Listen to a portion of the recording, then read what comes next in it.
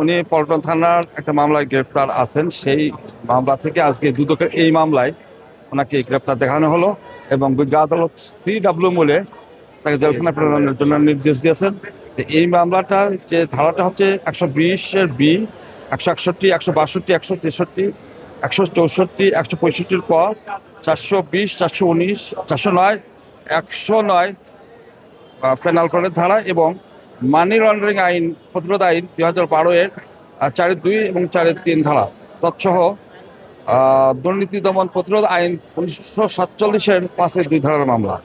তো উনি যখন মানে এই সরকারি কর্মকর্তা থাকা অবস্থায়, দায়িত্বে থাকা অবস্থায় মালয়েশিয়ায় লোক পাঠানোর যে বিষয়টা আপনারা জানেন, তখন সরকার কর্তৃক নির্ধারিত ছিল 78,990 টাকা।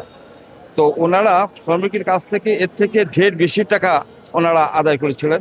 আদায় করে ওনারা মোট 119,32,70,000 টাকা এই সাধারণ শ্রমিকদের কাছ থেকে ওনারা নিয়ে ওনারা আত্মসাৎ করেছিলেন।